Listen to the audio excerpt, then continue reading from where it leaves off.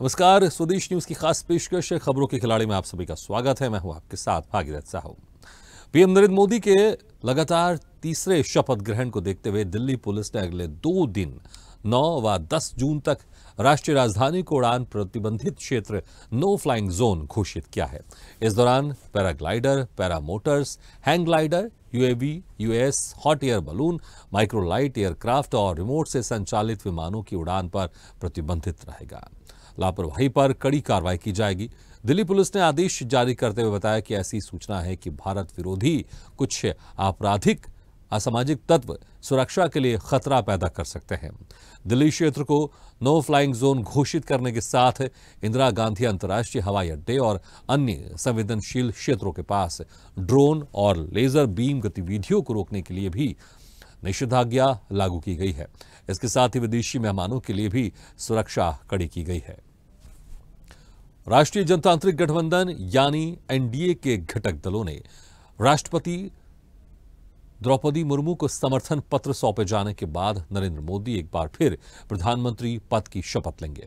इससे पहले सियासत से जुड़ी बड़ी खबर सामने आई है, जिसमें जदयू के मुख्य प्रवक्ता केसी त्यागी ने बड़ा खुलासा किया है। उन्होंने दावा किया है कि इंडिया अलायंस की ओर से नीतीश कुमार को प्रधानमंत्री बनाने का ऑफर दिया गया है। साथ ही कहा कि इंडिया गठबंधन में नीतीश को संयोजक स्वीकार नहीं किया था, लेकिन 4 जून को लोकसभा चुनाव का रिजल्ट आने के बाद इंडिया अलायंस के नेता नीतीश की अगुवाई में सरकार बनाना चाहते थे और प्रधानमंत्री पद ऑफर किया था। लेकिन जेडीयू इंडिया गठबंधन की किसी भी बात में नहीं आने वाली और जेडीयू पूरे 5 साल एनडीए का हिस्सा बनी रहेगी। दिल्ली के अशोक होटल में कांग्रेस अध्यक्ष मल्लिकार्जुन खड़गे की अध्यक्षता में कांग्रेस वर्किंग कमेटी की बैठक हुई। बैठक में खड़गे ने कहा, जहां जहां से राहुल गांधी की भारत जोड़ो यात्रा और भारत जोड़ो न्याय यात्रा गुजरी, वहां वहां पार्टी की सीटें बढ़ी हैं। बैठक में सोनिया, राहुल, प्रियंका गांधी समेत कई बड़े नेता मौजूद रहे। बैठक में इलेक्शन रिजल्ट की समीक्षा हुई। साथ ही इस बैठक में राहुल गांधी को संसदीय दल का नेता और नेता विपक्ष चुने जाने की सबसे ज्यादा चर्चा रही। बता दें कि शाम 5:30 बजे संसद के सेंट्रल हॉल में कांग्रेस और लोकसभा और राज्यसभा सांसदों की बैठक होगी। खड़गे अशोक होटल में पार्टी नेताओं को डिनर भी देंगे। दिल्ली में कांग्रेस की सीडब्ल्यूसी बैठक के बाद पार्टी नेता केसी वेणुगोपाल ने बड़ा बयान दिया। उन्होंने कहा कि अब कांग्रेस पार्टी का पुनरुद्धार शुरू हो गया है।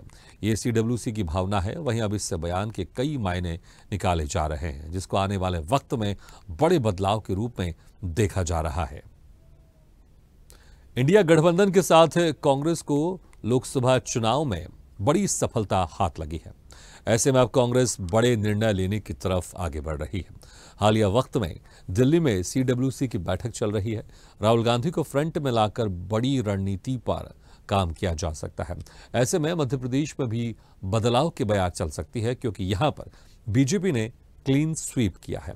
ऐसे में कयास लगाए जा रहे हैं कि पीसीसी चीफ जीतू पटवारी को पद से हटाया जा सकता है। उनकी जगह किसी और नेता को जिम्मेदारी दी जा सकती है। आपको बता दें कि शुक्रवार को कमलनाथ ने सोनिया गांधी से मुलाकात की थी, जिसके भी कई मायने निकाले जा रहे हैं। लोकसभा चुनावों में यूपी में मिली हार के बाद योगी सरकार एक्शन मोड में आ गई है। मुख्यमंत्री योगी आदित्यनाथ ने मंत्रिमंडल के सभी सहयोगियों के साथ बड़ी बैठक की। चुनाव परिणाम आने के बाद इस बैठक में सीएम ने प्रदेश में भाजपा की हार के साथ ही सभी मंत्री के कार्यों की समीक्षा की। लोक भवन में हुई इस बैठक में सभी कैबिनेट मंत्रियों के साथ राज्य मंत्रियों को बुलाया गया। इस दौरान केंद्र और राज्य सरकार की योजनाओं की प्रगति पर भी चर्चा की गई।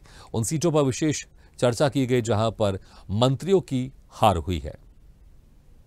पूर्व मुख्यमंत्री भूपेश बघेल ने राजनांदगांव के मोहल्ला मानपुर में कहा कि राहुल गांधी ने प्रधानमंत्री नरेंद्र मोदी के पैजामा का नाड़ा काट दिया है। पार्टी तोड़ने, चुने हुए मुख्यमंत्रियों को जेल में डालने, डराने धमकाने वालों को जनता ने अच्छा सबक सिखाया है। एनडीए में फूट पड़ गई है। साल भर में मध्यवधि चुनाव हो सकते हैं। भूपेश बघेल के बयान पर बीजेपी ने ट्वीट कर निशाना साधते हुए कहा कि इधर उधर की बात ना करें और ये बताएं कि राजनांदगांव में काफिला क्यों लूटा। एक तरफ राहुल गांधी तलवार ले खड़े, एक तरफ मोदी जी तलवार ले खड़े, दोनों से में खूब युद्ध हो थे। और ही कहा है जानता, राहुल गांधी जो है मोदी जी का पैजामा काट। भाजपा प्रदेश अध्यक्ष वीरेंद्र सचदेवा ने आम आदमी पार्टी पर हमला बोलते हुए कहा कि दिल्ली में पानी का संकट अपनी चरम सीमा पर है, लेकिन आम आदमी पार्टी की सरकार सिर्फ दोषारोपण का खेल कर रही है। मेरा निवेदन है विधानसभा अध्यक्ष विधानसभा सत्र बुलाए और इस विषय पर चर्चा करें।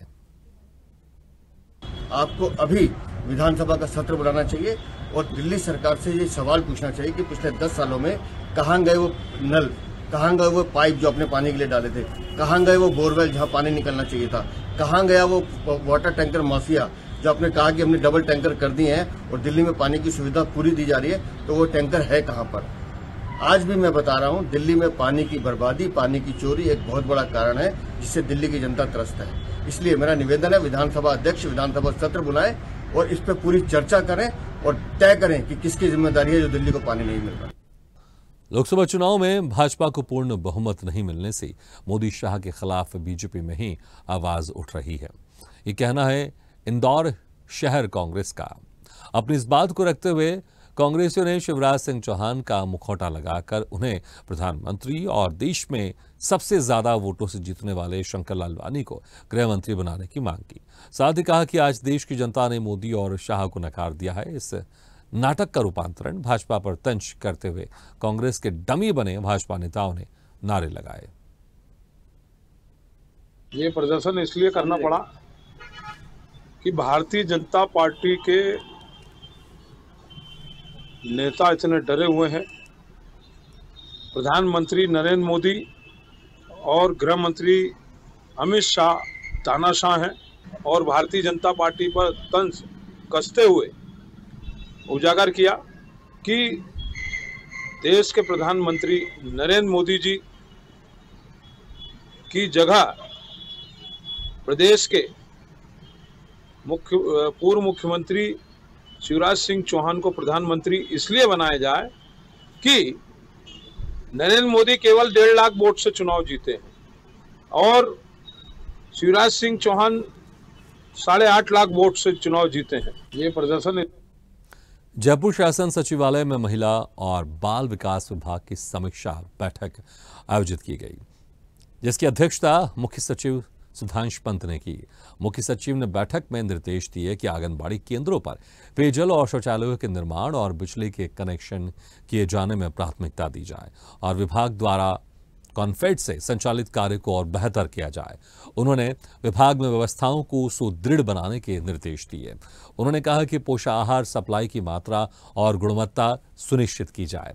विभागीय योजना के तहत दिए जाने वाले लाभ महिलाओं और बच्चों को पूर्ण पारदर्शिता के साथ दिए जाएं। साथ ही मुख्य सचिव ने आंगनबाड़ी केंद्र में कार्यरत महिला कार्यकर्ताओं के स्मार्टफोन या टैबलेट दिया जाए, जिससे ऑनलाइन मॉनिटरिंग की जा सके। इस दौरान शासन सचिव महिला और बाल विकास मोहनलाल यादव, निदेशक समेकित बाल विकास सेवाएं ओपी पुनकर सहित अन्य अधिकारी मौजूद रहे। तो मुख्य सचिव की अध्यक्षता में यह बैठक हुई है। आंगनबाड़ी केंद्रों पर पेयजल, बिजली की आपूर्ति के लिए दिशा निर्देश दिए गए हैं। साथ ही मोबाइल फोन आंगनबाड़ी कार्यकर्ताओं को देने की भी बात सामने आई है। लोकसभा चुनाव के बाद अब केंद्र शासित प्रदेश जम्मू कश्मीर में जल्द ही विधानसभा चुनाव हो सकते हैं। इसके संकेत चुनाव आयोग ने दिए हैं। आयोग ने केंद्र शासित प्रदेश में चुनाव चिन्ह के आवंटन के लिए पंजीकृत गैर मान्यता प्राप्त दलों से आवेदन लेने का फैसला किया है। हाल ही में सीसी राजीव कुमार ने साफ किया था कि जल्द ही जम्मू कश्मीर में चुनाव कराने की प्रक्रिया शुरू की जाएगी। सुप्रीम कोर्ट के निर्देश के मद्देनजर इस साल अक्टूबर तक आयोग को केंद्र शासित प्रदेश में चुनाव कराने हैं। पंजीकृत गैर मान्यता प्राप्त दलों को चुनाव चिन्ह के लिए आवेदन करना पड़ता है। लोकसभा चुनाव 2024 में अमित शाह ने भी कहा था, संसद में कह चुका हूं कि हम विधानसभा चुनाव के बाद राज्य का दर्जा देंगे।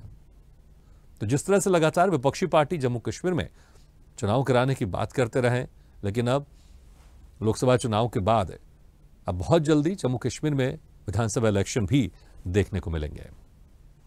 बड़वानी के नगर परिषद ठिकरी में नमामि गंगे अभियान के तहत कुएं, बावड़ी और बोराड नदी की सफाई की। नमामि गंगे अभियान में जनप्रतिनिधियों, पार्षदों, सीएमओ और नगर परिषद के कर्मचारियों समेत आमजन ने बढ़ चढ़कर हिस्सा लिया। विश्व पर्यावरण दिवस के अवसर पर मध्य प्रदेश शासन के निर्देशानुसार नमामि गंगे अभियान शुरू किया गया। सीएमओ प्रेम वासुरे ने बताया कि प्रदेश में पर्यावरण दिवस से लेकर आगामी 16 जून तक पर्यावरण संरक्षण के लिए नमामि गंगे अभियान चलाया जाएगा। महत्वाकांक्षी नमामि गंगे अभियान जल स्रोतों को पुनर्जीवन करने के उद्देश्य से शुरू किया गया है। नमामि गंगे अभियान एक व्यापक और समग्र दृष्टिकोण पर ध्यान केंद्रित करता है। नमामि गंगे अभियान का लक्ष्य जल और पर्यावरण संरक्षण के साथ साथ सांस्कृतिक और आध्यात्मिक महत्व को संरक्षित करता है। इस अभियान में नदियों को पुनर्जीवन, जल संरक्षण और बारिश से पहले नालों की साफ सफाई जैसे कार्य जनप्रतिनिधियों और आमजन की मदद से किए जाएंगे। तो जिस तरह से लगातार पानी का संकट दिनों दिन बढ़ता जा रहा है, उसके लिए बहुत आवश्यक है कि कुओं को संरक्षित किया जाए, बावड़ियों को संरक्षित किया जाए, तालाबों को और गहरा किया जाए ताकि ज़्यादा से ज़्यादा इनमें हम पानी को संरक्षित कर सकें। उसी के चलते मध्य प्रदेश यहाँ पर इस अभियान को आगे बढ़ा रहा है। महत्वाकांक्षी नमामि गंगे अभियान यहाँ पर मध्य प्रदेश में शुरू किया गया है ताकि जो गंगा नदी है उसको स्वच्छ और साफ किया जा सके। जल गंगा संवर्धन अभियान के अंतर्गत प्राचीन कुएं, बावड़ी, तालाब इनका पुनर्जीर्णोद्धार करना उद्देश्य है। इसी उद्देश्य से नगर परिषद ठीकरी द्वारा भी अभियान चलाया जा रहा है। आज बोरान नदी के किनारे गाड़ा मैदान, मेला मैदान की सफाई की गई। जल गंगा संवर्धन। ग्वालियर के भीतरवार में भाजपा विधायक मोहन सिंह राठौड़ ने अन्य विभाग के समस्त विभागों के अधिकारियों की नगर परिषद कार्यालय में समीक्षा बैठक की। बैठक में विधायक ने एक योजना की बारीकी से समीक्षा की। समीक्षा के उपरांत विधायक ने अधिकारियों को निर्देश दिए कि अब प्रदेश में आदर्श आचार संहिता खत्म हो गई है। प्रदेश के मुख्यमंत्री द्वारा चलाई जा रही जन कल्याणकारी योजनाओं को विस्तार दे। कोई भी लाभार्थी योजना से वंचित ना रहे। जनता की सबसे पहले प्राथमिकता से सुने और नियम अनुसार उसको योजनाओं का लाभ दिलाए। शहरी क्षेत्र या ग्रामीण क्षेत्र, हर क्षेत्र में जनता को सरकार की जन कल्याणकारी योजना का लाभ मिलना चाहिए। आप लोग जनता के हित में काम करें। आप लोगों के लिए मैं दीवार बनकर खड़ा हूं। आपको कोई भी नेता टस से मस नहीं कर सकता। ऐसी जितनी भी समस्याएं, चाहे भले ही वो विकसित भारत यात्रा के दौरान मिली हो या अन्य हमारे जो कार्यक्रम चले उनके दौरान मिली हो या मेरी जनसुनवाई के अंतर्गत जो समस्याएं मिली थी, उन समस्याओं पे और हमारे पूरे क्षेत्र में जो विकास के कार्य चल रहे हैं, जो नवीन विकास कार्य हमारे आगे प्रस्तावित होने हैं या हमारे ऐसे जल स्रोत हैं जिनको कि हमें नए सिरे से रिचार्ज करना है, जो हमारे माननीय मुख्यमंत्री डॉक्टर मोहन यादव जी ने जो एक नया नमामि गंगे करके जो कार्यक्रम शुरू किया है, उस कार्यक्रम में इन सारी चीज़ों की समीक्षा हमारे मंडल और अनुभाग जो क्षेत्र है या जनपद क्षेत्र है भीतरवार, इसके सारे अधिकारियों कर्मचारियों। खबर दिल्ली से है, जहां नीट मुद्दे पर उच्च शिक्षा सचिव के संजय मूर्ति ने कहा कि हमारी समिति ने बैठक की और उन्होंने केंद्रों और सीसीटीवी के सभी विवरणों का अवलोकन किया। उन्होंने पाया कि कुछ केंद्रों पर समय की बर्बादी हुई और छात्रों को इसके लिए मुआवजा दिया जाना चाहिए। समिति ने सोचा कि वो शिकायतों को दूर कर सकते हैं और छात्रों को मुआवजा दे सकते हैं, इसलिए कुछ छात्रों के अंक बढ़ाए गए। इसके कारण कुछ छात्रों की चिंताएं सामने आई क्योंकि कुछ उम्मीदवारों को 718 और 719 अंक मिले और 6 उम्मीदवार टॉपर बन गए। हमने सभी चीजों का सावधानीपूर्वक विश्लेषण किया और परिणाम जारी किए। 4750 केंद्रों में से ये समस्या 6 केंद्रों तक सीमित थी और 24 लाख छात्रों में से केवल 1600 छात्रों को इस समस्या का सामना करना पड़ा। पूरे देश में इस परीक्षा की शुचिता से समझौता नहीं किया गया। कोई पेपर लीक नहीं हुआ। पूरी परीक्षा प्रक्रिया बहुत पारदर्शी रही।